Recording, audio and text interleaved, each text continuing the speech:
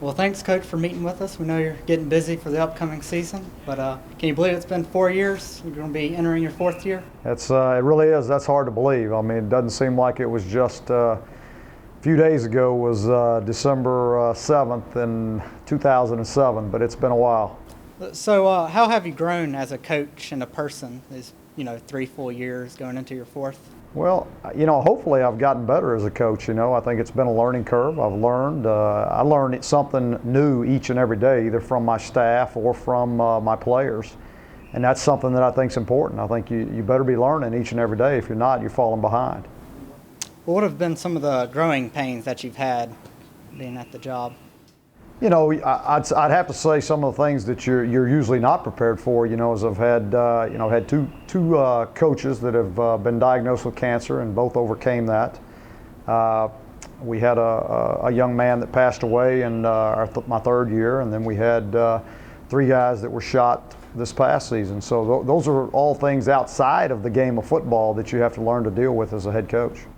Well, are you using last year's somewhat missed opportunities as motivation going into this next year? Yeah, I think so. I think, for the guys that are returning on this football team, I mean, the 2011 football team hasn't accomplished anything yet. But there are things that you want to take from last year and learn from. I mean, that's obviously part of, learning as a football player and how you get better each and every year. And so, we've had, probably 3 games that were, a play away from going the other way. It was very realistic that we could have won all of our games last year. Is it, you definitely won a conference championship, but is it Liberty Bowl or bust this coming up here? Yeah, I mean, that's the way it is for us every year. I mean, the expectations are always high here at Southern Miss. It's something that, we take a lot of pride in. And that's because of 17 straight winning seasons, 9 consecutive bowl games. I mean, that's the tradition here, is to win and to win big. And so, winning Conference USA and going to Liberty Bowl is definitely our goal every year. Well, what makes the Rock so hard to play in for opposing teams?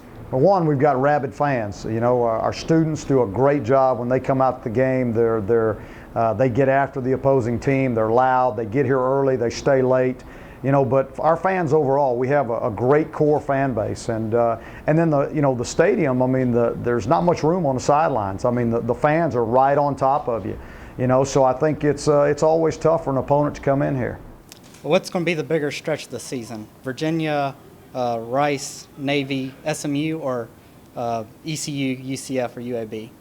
Well, they always remember what you do in November. That's the key. And so when you're finishing it out at the end, that's really the thing you've got to concentrate on. But I mean, there's no perfect formula in this thing. You've got to win one at a time. You have to. And so all of our focus right now is on La Tech. Because if you don't win this one, the next one's not as important. Or if you don't win that one, the next one. So it's always the next game that's the most important one. Okay. Well, do you feel kind of spoiled by having Austin Davis as the senior quarterback, or are you kind of like, I can look around at other areas of the team? Yeah, I don't feel spoiled. I mean, we helped build Austin into what he is today, and we feel very fortunate that we've got him back and that he's healthy, and that he's a great player for us. And he takes a lot of worry off my back because I know what he can do and I know what he's going to do with this football team. So I feel very fortunate that we have him. We have a plethora of running backs to use. What's something you're going to try to get everybody on the field? Do anything differently with that? Well, I like the word plethora. I wish we could say that at every position. But we have some quality running backs at Southern Miss, and we are working on some things to get more guys on the field, and that's something that you do as a coach. You're constantly trying to get your best football players on the field all at once. What's an offensive player that might be a sleeper to fans? I would say probably guys, the fans don't know a whole lot about Jamal Woodyard, but if what he did in the spring is any indication of what he's going to do this fall, I think everybody will know him at the end of the season. All right, well, this defensive change, what are you most excited about seeing? Well, I'm excited about what Dan Dish brings to the table, first of all. I mean, he's got a knack for getting kids to play hard for him. He just has a way about him that kids want to play hard. The other thing, a 4-2-5 now enables us to get another athlete on the field, so which fits probably what we're competing against in this league. Everybody knows how to score, everybody knows how to throw the football. And so being able to put another defensive back type player on the field will help us. But do you think this will make Jamie Collins into a superstar now?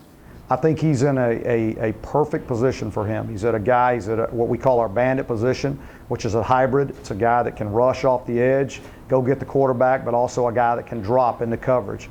And so I think it's, it really takes advantage of the skills that he has. Well, what's a defensive sleeper we can look forward to seeing? A defensive sleeper. I tell you what, I don't think a lot of people know a whole lot about Kyrie Thornton, and I think the guy is a future star in our program. I think he's really going to be special as we go. All right, well, special teams wise, are you happy to finally have a go-to kicker? Yeah, I mean, who wouldn't be? You got Danny Ratman back, who was a finalist for the Lou Groza. Should have won the award last year, actually. But, we're very fortunate to have him back and then have a quality backup kid by the name of Corey Acosta, who had a great spring also. So, to be that solid at that position is every coach's dream. Well, as a fan, what are you most excited about seeing the Southern Miss football team? I'm excited about getting on the field August 5th. I mean, and this team has worked extremely hard with our strength staff this summer. There's just a new attitude, a sense of closeness about this team. There's some chemistry that's hard to put your finger on that I think will be the catalyst into making this a special year. All right.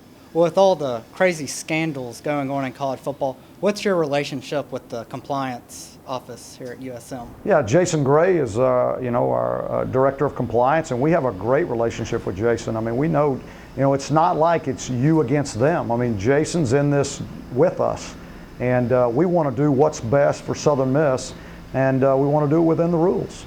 Do you check in with them every day, or is it kind of a weekly report type? Well, it's not something that's every day, but anytime we're going to do something that we may not be sure about, we're always going to question, we're going to go to him with the question and find out how we can do it and how we can make it work.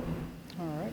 Well, hearing about new helmets and new uniforms on the street, is that any truth to that? You'll just have to watch and see. Okay.